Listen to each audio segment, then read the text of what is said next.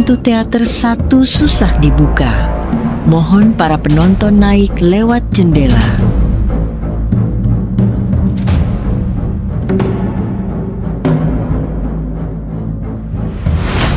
Cerita dimulai di kawasan Honolulu, Hawaii, ketika Walter Hale, seorang detektif swasta berpengalaman, berjalan tergesa-gesa dengan perasaan was-was.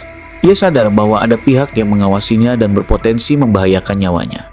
Dengan hati-hati, Walter menyimpan sebuah paket penting berisi bukti rahasia ke dalam kotak pos, berharap langkahnya tetap aman. Namun, saat ia menyeberang jalan utama, sebuah van biru muncul dari arah yang tak terduga, melaju kencang dan menabraknya dengan keras hingga nyawanya terenggut seketika. Walter pun langsung terkapar tanpa daya, nyawanya tidak tertolong. Sementara van biru yang menabraknya dengan brutal itu segera melesat pergi meninggalkan lokasi kejadian. Setelah kejadian tragis di jalanan Honolulu, perhatian kita berpindah ke Hawaii, di mana James Hale, seorang komandan angkatan laut yang tangguh, tengah memimpin timnya dalam latihan ketahanan di kolam renang. Tidak ada seorang pun anggota timnya yang mampu menahan napas di bawah air selama sekian lama seperti dirinya. Begitu James keluar dari kolam, seorang tentara datang dengan tergesa-gesa membawa kabar penting, memintanya segera menuju kamar mayat di rumah sakit, tempat sebuah tragedi yang baru saja terjadi. Sir. Begitu James tiba di lokasi, ia terkejut mengetahui bahwa ayahnya, Walter Hale, telah meninggal dunia. Di hadapannya, pihak kepolisian menjelaskan bahwa kematian Walter disebabkan oleh insiden tabrak lari, sebuah tragedi yang meninggalkan banyak pertanyaan dan misteri yang harus segera dipecahkan. Pada sore harinya, di rumah James Hale mulai menyiapkan makan malam untuk keluarganya. Sambil mengatur peralatan dapur, ia memberitahu istrinya, Lela, bahwa ayahnya, Walter Hale, telah meninggal akibat tabrak lari. Mendengar kabar tragis itu, Lela menyarankan agar James segera memberitahukan hal ini kepada Johnny, adik tiri laki-lakinya. Namun, James mengingat kembali bahwa hubungan mereka sudah renggang selama bertahun-tahun karena pertengkaran lama yang belum terselesaikan. Johnny, don't take my calls. He needs to know his father died. Sementara itu, di Oklahoma, Johnny Hale, saudara tiri James, sekaligus seorang anggota polisi, pulang ke rumah dan menemukan pacarnya, Valentina, sedang bersiap meninggalkannya. Valentina mengaku lelah menghadapi sifat Johnny yang keras dan sulit diatur. Bahkan, Johnny lupa bahwa hari itu adalah ulang tahunnya. Merasa bersalah, Johnny meminta maaf dengan tulus dan berjanji akan berubah menjadi pribadi yang lebih baik. Permintaan itu sempat membuat Valentina ragu, seolah hatinya ingin memberi kesempatan, namun keputusannya sudah bulat. Ia meninggalkan rumah, meninggalkan Johnny sendiri dengan perasaan campur aduk.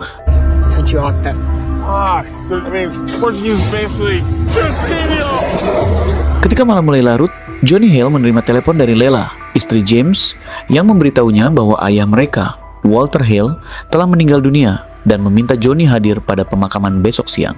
John, we're hoping you'll come. Ketika Johnny masuk ke kamar mandi, dua pria tiba-tiba muncul dari arah belakang dan langsung menodongkan pisau belati ke lehernya, membuat suasana berubah tegang dalam sekejap. Hello? Dua pria tersebut menekan Johnny dan menuntut keberadaan paket yang sebelumnya dikirim oleh Walter Hale.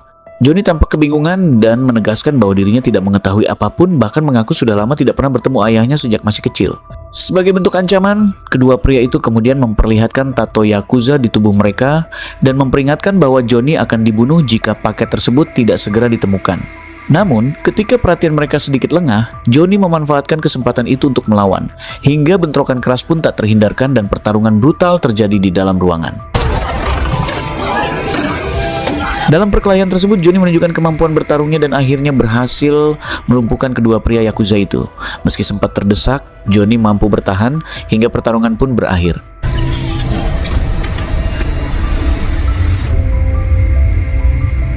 Pada hari pemakaman Walter Hale, James mulai merasakan kejanggalan ketika melihat banyak orang asing hadir di sana, termasuk anggota Yakuza dan berbagai kelompok sindikat kejahatan. Kecurigaannya semakin kuat karena kehadiran mereka terasa tidak wajar untuk sebuah upacara duka. Tak lama kemudian, Johnny muncul di lokasi pemakaman. Namun, alih-alih menundukkan kepala untuk berdoa, Johnny dan James justru terlibat adu mulut, saling melontarkan ejekan dan menyebut nama orang tua mereka. Good. I was worried this would be awkward. I'm decided yet. Usai prosesi pemakaman, Johnny mengetahui bahwa James masih menetap di rumah masa kecil mereka. Di tempat itulah kebenaran akhirnya terungkap bahwa Walter Hale pernah berselingkuh dari ibu James, dan dari hubungan terlarang tersebut lahirlah seorang anak bernama Johnny yang selama ini menjadi rahasia kelam keluarga mereka. Kim broke up my family. Dalam sebuah makan siang bersama keluarga, mereka bertemu dengan Gubernur Peter Mahu. Pertemuan itu terjadi karena Nani, saudara tiri Johnny sekaligus adik James, bekerja untuk sang gubernur. Di tengah suasana yang canggung, Johnny dengan tegas menyatakan bahwa kedatangannya bukan untuk memperbaiki hubungannya dengan James, melainkan untuk mengungkap siapa pelaku di balik kematian Walter Hale. James bersikeras bahwa kematian ayah mereka hanyalah akibat kecelakaan yang disebabkan oleh pengemudi mabuk yang melarikan diri. Namun Johnny langsung membantahnya dengan menceritakan serangan Yakuza yang ia alami semalam, termasuk ancaman terkait sebuah paket misterius. Alih-alih percaya, James justru menuduh Johnny selalu membawa masalah kemanapun ia pergi. Mendengar itu, Johnny membalas dengan menyebut bahwa James tidak pernah ada untuknya saat ibu mereka dibunuh, dan hingga kini pelaku kejahatan tersebut pun tak pernah ditemukan.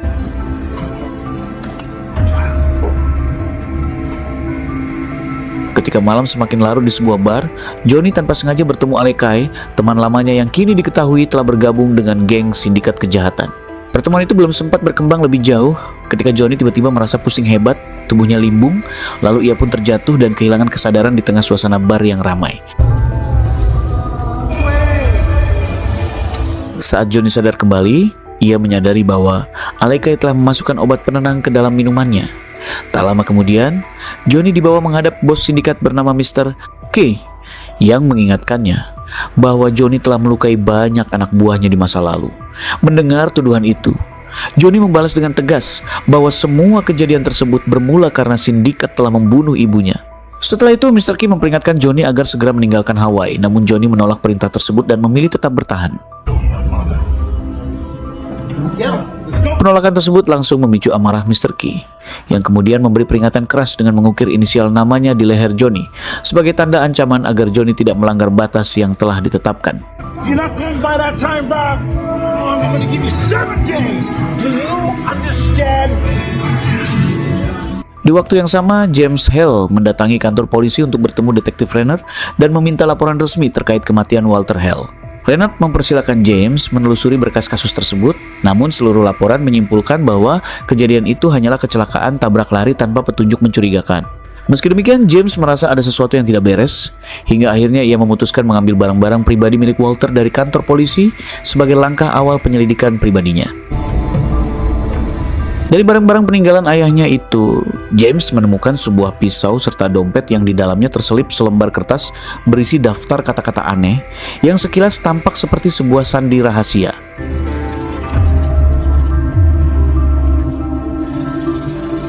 Di tempat lain, Johnny mendatangi kantor lama milik Walter Hale dan menemukan sebuah pistol tersembunyi di dalam laci meja. Tak lama kemudian, seorang pria botak tiba-tiba masuk, membuat Johnny segera bersembunyi.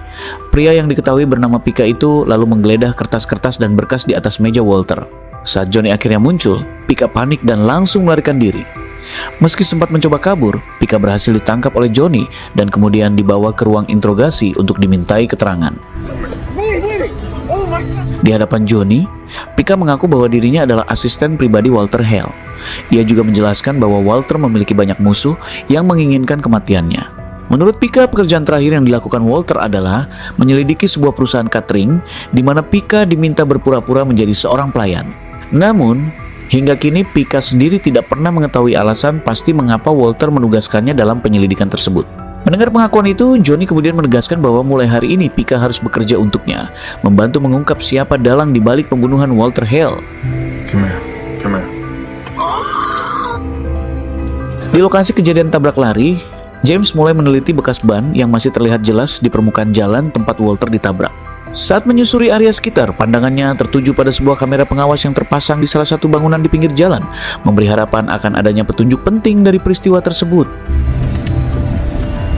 Tanpa ragu, James masuk ke dalam toko tersebut dan mencoba menawarkan sejumlah uang kepada pemiliknya sebagai imbalan untuk melihat rekaman CCTV. Namun tawaran itu ditolak mentah-mentah. Merasa tidak digubris, James kemudian mencabut tindikan yang terpasang di kedua putingnya sebagai bentuk tekanan agar sang pemilik toko mengubah pendiriannya. Story, fucking squid. Di Di tempat lain, Johnny dan Pika kembali mendatangi rumah kantor peninggalan Walter.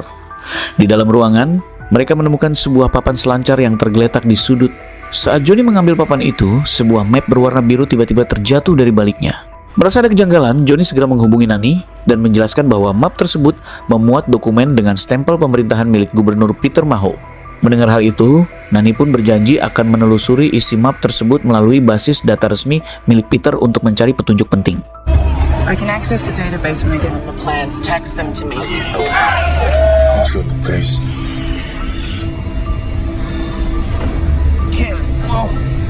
Tak lama berselang, James tiba dan langsung menunjukkan sebuah flash drive berisi rekaman kamera keamanan dari toko kecil di pinggir jalan kepada Johnny. Dari rekaman itu, mereka menyadari bahwa van biru tersebut tidak menggunakan plat nomor. Lebih mencurigakan lagi, pengemudinya sama sekali tidak berusaha membanting setir untuk menghindar. Dari situlah Johnny menyimpulkan bahwa tabrakan tersebut dilakukan dengan sengaja. Setelah itu, Johnny meminta Pika mencari informasi tentang perusahaan catering yang menjadi pekerjaan terakhir Walter. Sementara itu, Johnny dan James segera berangkat menggunakan mobil untuk menelusuri keberadaan van misterius tersebut. Saat kendaraan mereka melaju di jalanan, situasi mendadak berubah tegang ketika sebuah kendaraan besar menghantam mobil mereka dari samping. Serangan itu ternyata dilakukan oleh geng Yakuza yang langsung memberondongkan tembakan tanpa peringatan. Dalam kondisi terdesak, Johnny berusaha membalas tembakan ke arah mobil lawan. Namun usahanya sia-sia karena kaca kendaraan musuh ternyata dilapisi bahan anti peluru, membuat serangan Johnny sama sekali tidak berpengaruh.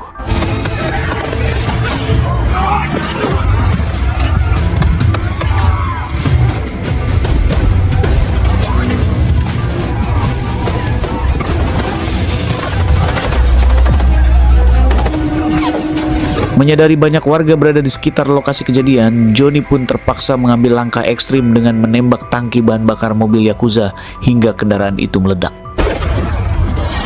Tak lama kemudian, Johnny dan James akhirnya dibawa ke kantor polisi untuk dimintai keterangan. Di sana, Reinhardt meluapkan amarahnya atas kekacauan besar yang mereka sebabkan di ruang publik. Reinhardt juga mengungkapkan bahwa Johnny sebenarnya telah diskors dari kepolisian sejak 2 bulan lalu dan kini masih berada dalam penyelidikan akibat penggunaan kekerasan berlebihan. Meski begitu, James tetap menyerahkan flash drive berisi rekaman penting dan meminta Reinhardt menindaklanjuti penyelidikan atas kematian Walter. Namun Reinhardt memilih mengabaikannya, menegaskan bahwa kasus itu bukan urusan mereka, lalu memperingatkan agar Johnny dan James menjauh dari masalah sebelum keadaan semakin memburuk. I'm gonna go take a piss. I don't think you like me very much. Menjelang malam, Nani akhirnya memperlihatkan temuannya kepada James dan Johnny dari hasil penelusuran di sistem pemerintah. Ia menjelaskan bahwa map biru tersebut berisi denah pembangunan sebuah kasino yang direncanakan berdiri di sisi timur pulau. Proyek itu tercatat atas pesanan seorang pria bernama Marcus, pemilik jaringan tempat wisata mewah di berbagai negara. Untuk menggali kebenaran di balik rencana tersebut, mereka pun sepakat mencari informasi langsung di lokasi pembangunan.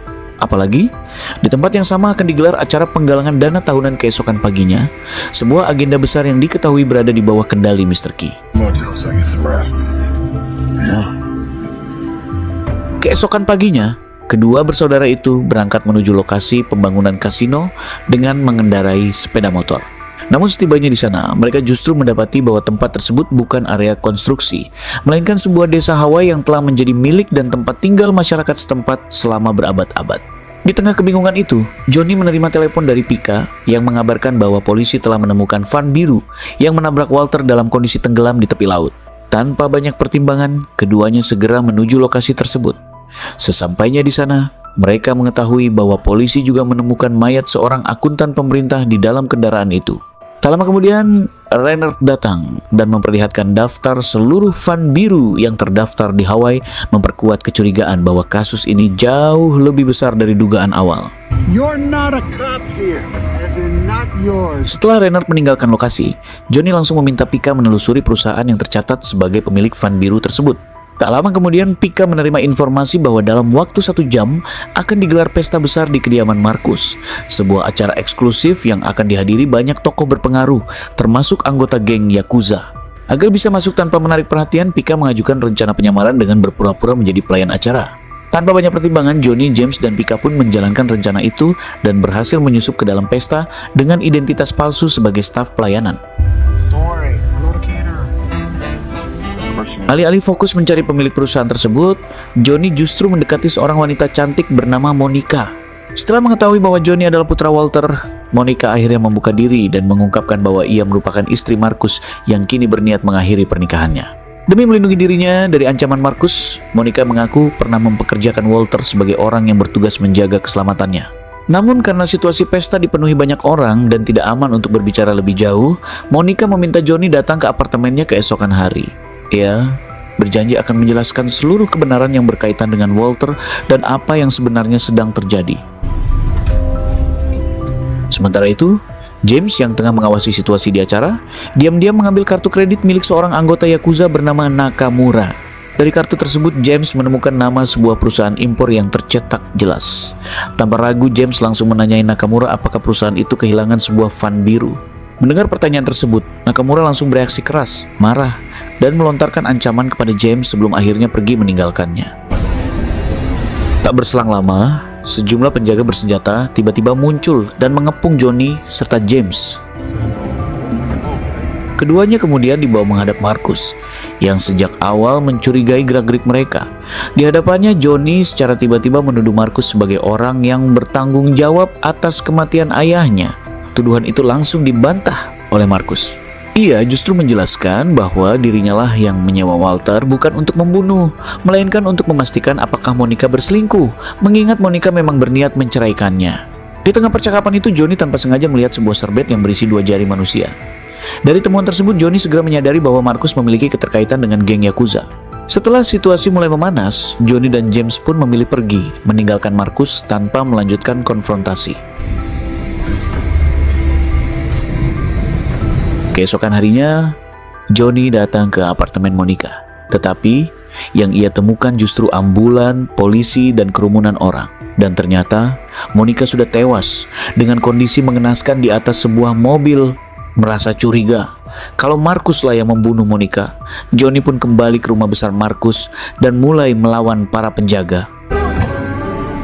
Namun nahasnya, Johnny tiba-tiba disetrum oleh beberapa petugas, membuat tubuhnya kejang-kejang dan jatuh tak berdaya di hadapan mereka. Marcus yang mendapati rumahnya dalam keadaan berantakan kemudian memerintahkan anak buahnya untuk menyerahkan Johnny ke pihak kepolisian, seolah ingin melepaskan diri dari masalah yang baru saja terjadi. Singkatnya, Johnny yang kini mendekam di dalam sel mendapat kunjungan dari Peter. Di hadapannya, Peter mengungkapkan sebuah fakta mengejutkan bahwa ia merupakan paman Johnny. Peter juga menjelaskan bahwa dirinya lah yang meminta Marcus mencabut tuntutan, sehingga Johnny akhirnya bisa dibebaskan dari penahanan. Begitu keluar dari sel, Johnny langsung dijemput oleh James yang tanpa basa-basi meluapkan kemarahannya karena Johnny terus-menerus membuat masalah. James menegaskan bahwa kekerasan tidak akan pernah mengembalikan ibu mereka. Ucapan itu menyulut emosi Johnny, hingga ia melayangkan pukulan ke arah James dan pertengkaran pun berubah menjadi perkelahian sengit. Berkat pelatihan militernya, James akhirnya berhasil melumpuhkan Johnny, membuatnya babak belur dan tergeletak tak berdaya.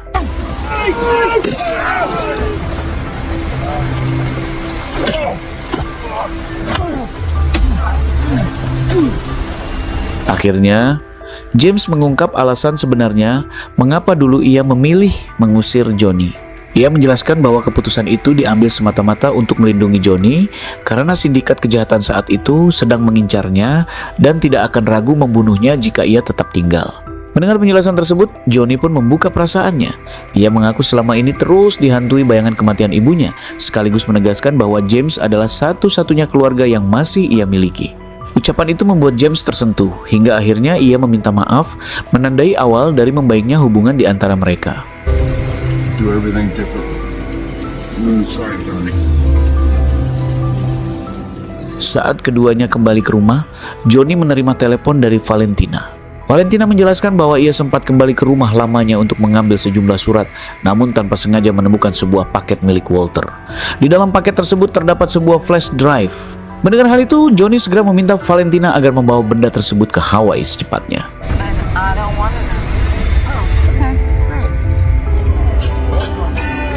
Singkat cerita, Valentina akhirnya tiba di bandara Hawaii dan langsung dijemput oleh Johnny, James, dan Pika. Tanpa berlama-lama, mereka pun masuk ke dalam mobil dan melanjutkan perjalanan menuju rumah James. Di tengah perjalanan, Pika mencoba mengakses isi flash drive tersebut. Namun, yang muncul justru sistem keamanan perbankan yang hanya menampilkan deretan kata tanpa penjelasan. Karena sistem itu membutuhkan 12 kata sandi acak, James kemudian menyerahkan catatan berisi kata-kata aneh yang sebelumnya ia temukan di dalam dompet Walter. Begitu Pika mulai memasukkan sandi-sandi tersebut, situasi mendadak berubah mencekam. Sebuah helikopter tiba-tiba muncul di udara dan tanpa peringatan langsung memberondongkan tembakan ke arah mobil mereka, memaksa semuanya bersiap menghadapi ancaman baru. Melihat situasi semakin berbahaya, Valentina yang dikenal piawai mengemudi segera mengambil alih kemudi. Ia lalu memacu mobil dengan manuver zigzag, berusaha menghindari rentetan tembakan sambil mencari celah untuk meloloskan diri. Di tengah pelarian itu, dua pria bersenjata tiba-tiba muncul dengan sepeda motor dan langsung melepaskan tembakan ke arah mobil mereka. Tanpa panik, Valentina menunjukkan kemampuannya dengan mengemudi dalam posisi mundur untuk menjaga jarak. Saat para pengendara motor itu mulai mendekat, Valentina mendadak menginjak rem, membuat salah satu pemotor terlempar dan menghantam mobil mereka.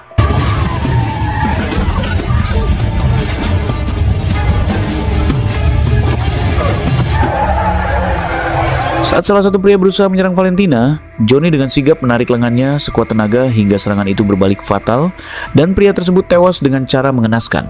Tak lama berselang, pria bersenjata lainnya juga bernasib sama setelah James menghantamkannya keras hingga terhempas ke aspal dan tewas di tempat.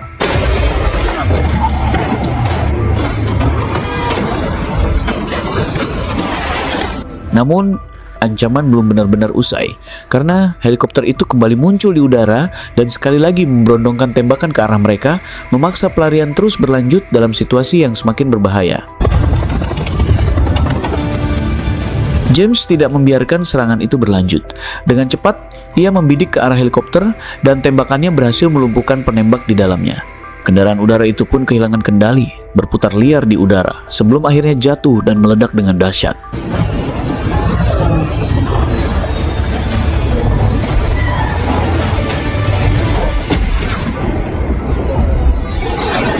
Setelah kejadian tersebut, Johnny, James, Valentina, dan Pika berhenti sejenak di depan sebuah restoran untuk menenangkan diri.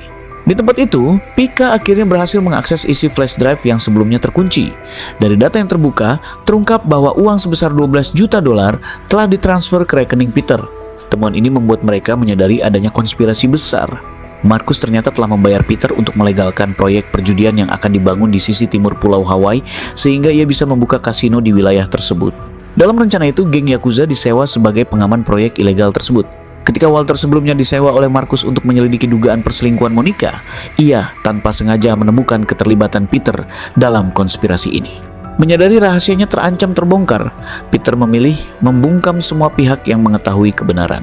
Satu persatu korban pun berjatuhan, termasuk Walter, Monica, serta seorang akuntan pemerintah yang jasadnya ditemukan di dalam van biru. Dari seluruh rangkaian kejadian itu, Johnny dan James akhirnya menyimpulkan bahwa dalang dibalik semua peristiwa berdarah ini adalah Peter dengan dukungan Marcus dan geng Yakuza yang menjalankan rencana kotor mereka dari balik layar.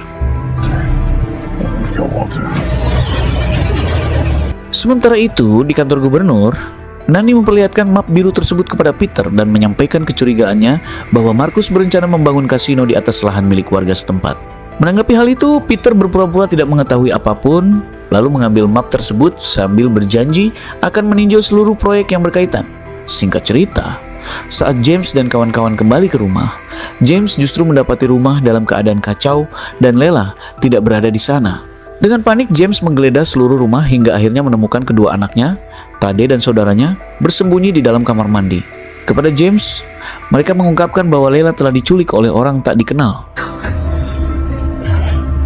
Beberapa saat kemudian, Johnny menerima panggilan dari Marcus melalui video yang memperlihatkan Lela dan Nani terikat di ruang bawah tanah di rumah Marcus. Sebelum menutup sambungan, Marcus menuntut agar flash drive diserahkan sebagai tebusan untuk menyelamatkan kedua wanita itu.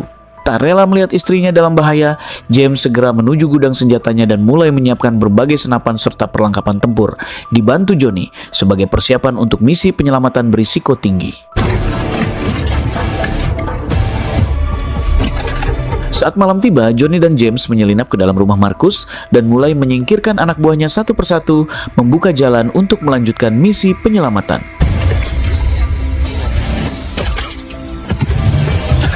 Di tengah aksi tersebut, James berusaha menembak seorang pria di lantai 2, namun kaca jendela ternyata terbuat dari bahan anti peluru.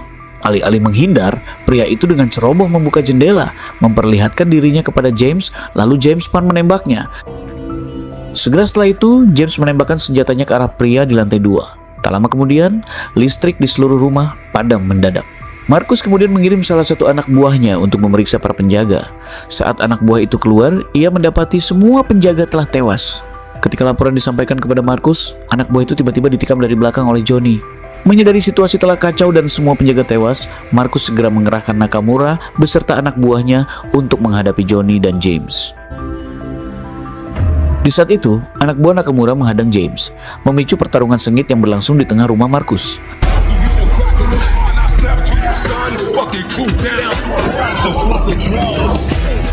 Di tengah bentrokan itu, James berhasil menyingkirkan seluruh anak buah Nakamura sebelum bertemu kembali dengan Johnny. Setelah berkumpul, keduanya langsung menuju ruang bawah tanah untuk membebaskan Layla dan Nani.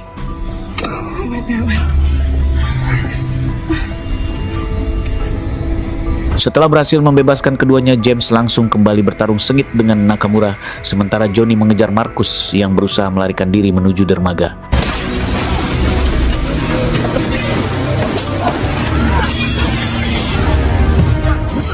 Dalam pertempuran itu, Nakamura mencoba mengalahkan James dengan menggunakan berbagai macam senjata.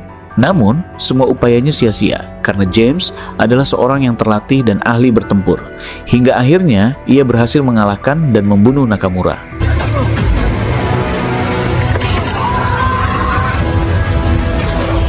Sementara itu, Johnny menghadapi Markus di dermaga. Kedua pria itu pun terlibat perkelahian sengit, di mana Markus menggunakan sebuah kail sebagai senjata untuk menyerang Johnny.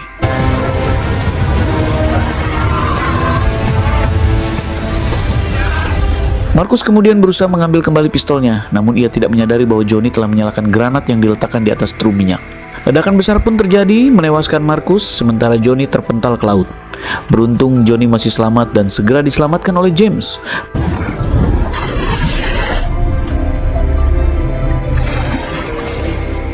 Di pagi hari berikutnya, Peter ditangkap oleh Renner di depan publik, sehingga seluruh konspirasi yang selama ini tersembunyi akhirnya terbongkar. Honey, I was trying to protect you. Don't turn your back on me now. Beberapa hari setelah peristiwa itu, keluarga James menikmati waktu santai di pantai. Sementara itu, Johnny berlutut di depan foto ibunya, meminta maaf karena selama ini sering menghindar dari rumah dan berjanji akan menjadi pribadi yang lebih baik, termasuk memperbaiki hubungannya dengan Valentina. Tak lama kemudian, Mr. K muncul dan mengungkapkan bahwa selama ini ia tidak ingin Johnny meninggalkan pulau. Ia mengakui bahwa selama ini sengaja memaksa Johnny melawan Yakuza demi kepentingannya sendiri. Kini, geng Mr. K kembali menjadi satu-satunya kekuatan yang tersisa di pulau itu. Sebagai tanda penghargaan, Mr. K memberikan selembar kertas berisi nama pembunuh ibu Johnny, membuka babak baru bagi Johnny. Johnny kemudian memperlihatkan kertas itu kepada James, yang langsung menyatakan bahwa ia akan mendukung keputusan apapun yang diambil Johnny. Mendengar kata-kata itu, Johnny memutuskan membakar kertas tersebut, melepaskan semua amarah dan dendam yang selama ini menghantuinya. Ia memilih bergabung kembali dengan keluarganya dan memulai babak baru dalam hidupnya dengan tekad untuk hidup lebih baik dan damai. Dan film pun berakhir.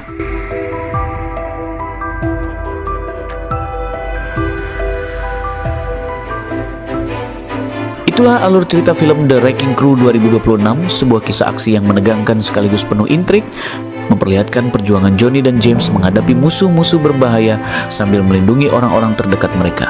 Semoga rangkuman dari kembang sarjana film ini dapat menambah wawasan sekaligus menemani waktu santai kalian. Admin, mohon maaf apabila masih terdapat kekeliruan dalam penyampaian alur cerita, penyebutan nama tokoh, maupun detail lainnya. Terima kasih sudah menyimak dan terus mendukung Kembang Sarjana Film. Sampai jumpa di pembahasan film berikutnya. Bye-bye.